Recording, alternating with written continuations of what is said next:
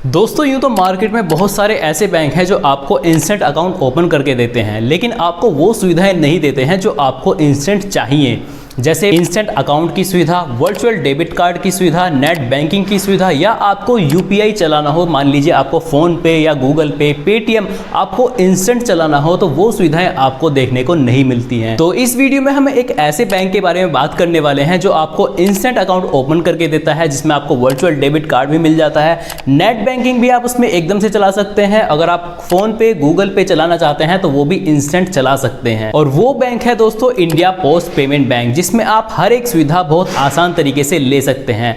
और ये आपका अकाउंट बिल्कुल जीरो बैलेंस का होने वाला है, जिसमें आपको ना तो कोई भी चार्ज देना है। ये आपका अकाउंट बिल्कुल जीरो बैलेंस का होने वाला है, जिसमें आपको किसी भी तरह का कोई भी बैलेंस मेंटेन करके नहीं रखना है। ये सिर्फ जीरो बैलेंस अकाउंट आपका होने वाला है, जिसमें आप हर एक सुविधा को बहुत आसान तरीके से ले सकते हैं। और ये अकाउंट आप अपने घर बैठे अपने मोबाइल फोन से बिल्कुल आसान तरीके से ओपन कर सकते हैं। और ये वीडियो उन सभी के लिए भी खास होने वाली है जो लोग सीएसपी लेने के लिए सोच रहे हैं, जिन्हें अभी तक किसी भी बैंक का सीएसपी नहीं मिल रहा है, लेकिन वो एईपीएस का काम किसी ना किसी ऐप के थ्रू या फिर सीएससी के थ्रू कर रहे हैं, लेकिन अकाउंट ओपनिंग का काम उनको नहीं मिला है अभी तक। तो दोस्तों आप अपने सीएससी सेंटर पर अपने किसी भी कस्टमर का अकाउंट उनके मोबाइल फोन से बहुत आसान तरीके से ओपन कर सकते हैं। तो इस वीडियो में आपको कंप्लीट प्रोसेस बताऊंगा। तो बस आपको करना क्या है, चैनल पर पहली बार आए हैं तो चैनल को सब्सक्राइब कर लेना है। वीडियो अच्छी लगी तो वीडियो को लाइक जरूर करें। तो चलिए वीडियो को शुरू करते हैं बिना किसी देरी के।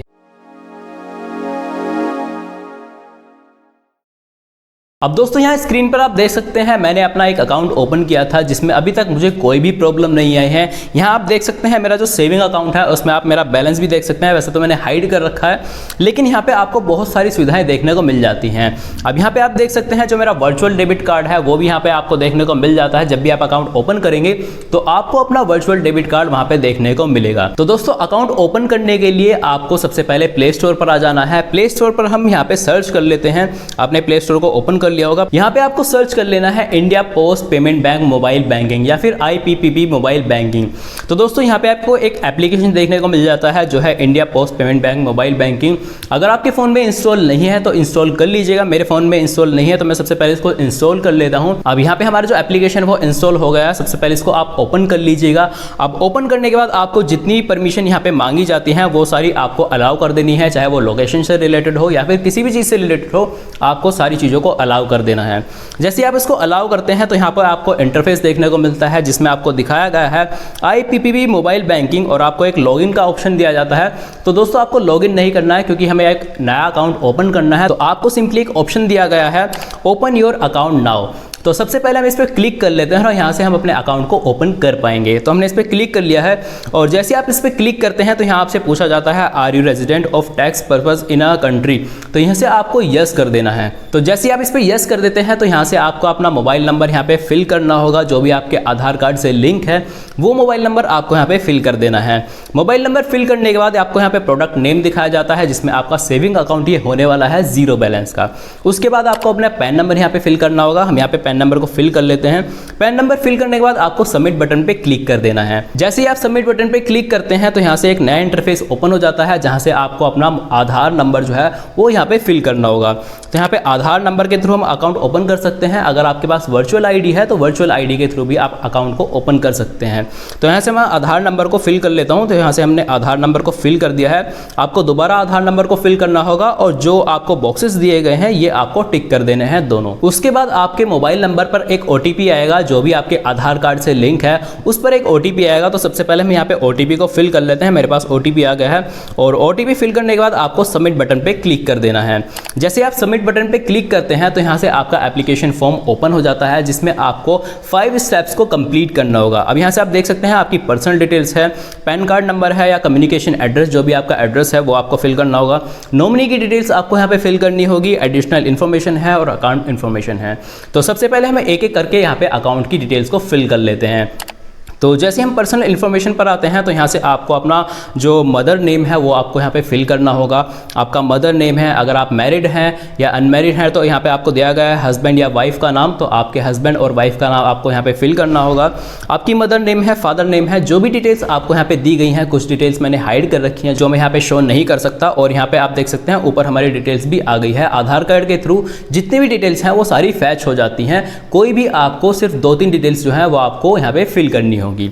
उसके बाद जैसे आप डिटेल्स फिल कर लेते हैं, सबमिट बटन पे क्लिक करते हैं तो यहाँ से आप देख सकते हैं आपका फॉर्म 60 यहाँ पे ओपन हो जाता है और यहाँ से आपका परमानेंट जो एड्रेस है वो ऑटोमेटिकली यहाँ पे फिल हो जाता है आपके आधार कार्ड के थ्रू। आपको कोई भी एड्रेस फिल करने की जरूरत नहीं है, लेकिन आपसे यहाँ पे पूछा जाता है जो भी आपका कम्युनिकेशन एड्रेस है, अगर वो सेम है तो आप इस पर टिक कर देंगे, अगर वो सेम नहीं है तो आप इसको ऐसे छोड़ के अपने कम्युनिकेशन के एड्रेस को अलग से फिल कर सकते हैं। उसके बाद जैसे आप नेक्स्ट करते हैं तो यहाँ से आपसे पूछा जाता है अगर आप अपने अकाउंट में कोई भी नॉमिनी ऐड करना चाहते हैं तो आप इसको सिंपली यस करेंगे और नहीं करना चाहते हैं तो आप इसको नो कर देंगे। तो हम यहाँ पे यस करेंगे और यस करने के बाद आप अपने नॉमिनी की डिटेल्स को यहाँ पे फिल कर सकते हैं।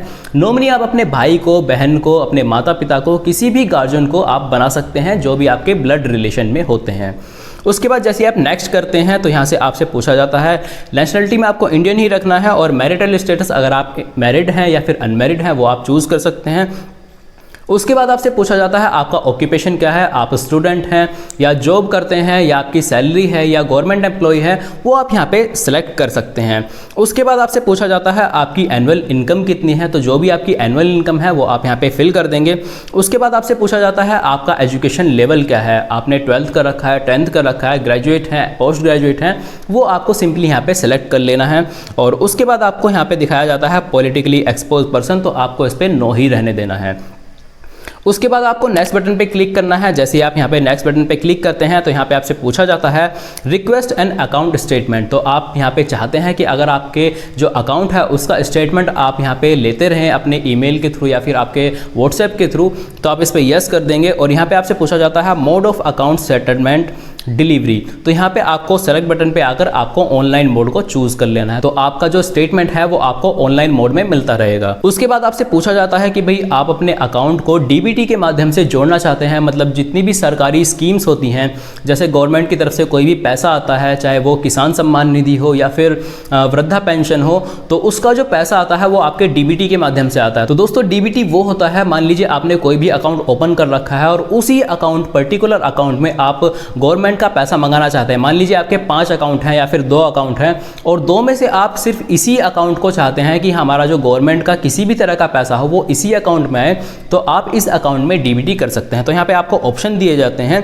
जिसमें आप agree to receive DBT in IPPB account को चूज कर सकते हैं अगर आप इस अकाउंट में अपनी डीबीटी का जो पैसा है वो लेना चाहते हैं। अगर आपने ऑलरेडी किसी अकाउंट में सीड कर रखा है, अपना डीबीटी को सीड कर रखा है, मतलब लगा रखा है, तो आप इसको नो पे छोड़ देंगे। इतना करने के बाद आपको दोस्तों नेक्स्ट बटन पे क्लिक कर देना है। अब यहाँ पे आप देख सकते हैं हमारा जो अकाउंट ओपनिंग फॉर्म है जिसमें हमने 5 स्टेप्स को कंप्लीट कर लिया है। हमारी जो 5 स्टेप्स हैं वो हमारे यहाँ पे देखे टिक हो गए हैं, ग्रीन कलर का टिक हो गया है, सारे हमने फिल कर दिए हैं। और जैसे आप इसको सबमिट करते हैं तो सबमिट करने के बाद आपके फोन पे फिर से एक ओटीपी आने वाला है। तो दोस्तों हमारे पास ओटीपी आ गया, तो ओटीपी को हम यहाँ पे फिल कर दे देंगे। और ओटीपी को फिल करने के बाद आपको जैसे ही सबमिट बटन पे क्लिक करना है, जैसे ही सबमिट बटन पे क्लिक करते हैं तो यहाँ पे आपको दिखाया जाता है अकाउंट क्रिएटेड सक्सेसफुली। और यहाँ पे आप देख सकते हैं जो भी आपका कस्टमर आईडी है और आपका अकाउंट नंबर जो है वो आपको यहाँ पे शो कर दिया जाता है। सिर्फ 5 मिनट के अंदर आपने इस अकाउंट को ओपन कर लिया है। अब दोस्तों इस अकाउंट नंबर को आप कहीं भी नोट कर लीजिएगा और जो आपकी कस्टमर आईडी है इसको भी आप नोट कर लीजिएगा, या फिर आप अपने फ़ोन में इसका स्क्रीनशॉट ले सकते हैं। तो मैंने स्क्रीनशॉट ले लिया है और किसी भी नोटपैड पे आपको इसको सेव करके रख लेना है, क्योंकि दोस्तों जब भी आप नेट बैंकिंग को चलाना चाहेंगे या फिर यूपीआई को चलाना चाहेंगे तो उसके लिए आपको नेट बैंकिंग को चलाना पड़ेगा। और उसके बाद जैसे ही आप अपना एमपिन बनाते हैं वो प्रोसेस भी मैं आगे बताने वाला हूं, लेकिन सबसे पहले आपको इसकी ज़रूरत पड़ने वाली है, जिसमें आपको अकाउंट नंबर और आपका कस्टमर आईडी इसकी आपको ज़रूरत पड़ेगी। तो अब दोस्तों अकाउंट नंबर से अपने नेट बैंकिंग को चलाने के लिए आपको करना क्या होगा, आपको यहाँ पे गो टू होम का जो ऑप्शन दिया गया है सिंपली हम इस पर क्लिक कर लेते हैं और क्लिक करने के बाद आपका इंटरफेस जो है वो एप्लीकेशन का यहाँ से ओपन हो जाता है। अब दोस्तों हमारा अकाउंट जो है यहाँ से ओपन हो गया है, तो सिंपली हमें अब लॉगिन करना होगा। तो हम लॉगिन बटन पे यहाँ पे क्लिक कर लेते हैं। जैसे हम लॉगिन बटन पे क्लिक करते हैं तो यहाँ से देखिए हमारा हमारा जो अकाउंट नंबर है वो आपसे पूछा जाता है। तो आप जो अकाउंट नंबर आपको अभी अभी दिया गया है वो अकाउंट नंबर आपको यहाँ पे फिल कर लेना है। उसके बाद आपको कस्टमर आईडी को यहाँ पे फिल कर लेना है। मुझे अकाउंट नंबर मैंने याद भी कर लिया है इतनी देर में, तो मैं इसको यहाँ पे टाइप कर लेता हूँ और कस्टमर आईडी को मैं एक बार यहाँ से देख के, और ये मैंने टाइप कर दिया है। और जो भी आपकी आधार कार्ड से डेट ऑफ बर्थ है वो आपको यहाँ पे सेलेक्ट करनी होगी और आपका अपना मोबाइल नंबर जो है वो आपको यहाँ पे फिल कर देना है। इतना काम करने के बाद जैसे आप नेक्स्ट बटन पे क्लिक करते हैं तो यहाँ से आपको एक एम पिन बनाना होगा। जब भी आप अपने नेट बैंकिंग में लॉगिन करेंगे तो आपको 4 डिजिट का एक एम पिन यहाँ पे सेट कर लेना है, जिसके थ्रू आप अपने नेट बैंकिंग में कभी भी एक्सेस कर सकते हैं। और ये पिन आपको सिर्फ अपने माइंड में रखना है, कहीं भी लिख के नहीं रखना है, क्योंकि कोई भी लोग इसको देख सकते हैं और आपकी नेट बैंकिंग का यहाँ पे गलत फायदा उठा सकते हैं। तो दोस्तों आपको इस पिन को किसी को नहीं बताना है, ये आप सभी को पता होगा, लेकिन अवेयरनेस बहुत जरूरी है। तो यहाँ पे सबसे पहले एम पिन को सेट कर लेते हैं। 4 डिजिट का एम पिन यहाँ पे आपको सेट कर लेना है। दोबारा से एम पिन को सेट करेंगे। यहाँ पे हमने यहाँ पे एम पिन को डाल दिया है और जैसे आप नेक्स्ट बटन पे क्लिक करते हैं तो यहाँ से आपसे कुछ सिक्योरिटी क्वेश्चन जो है वो आपसे पूछे जाते हैं।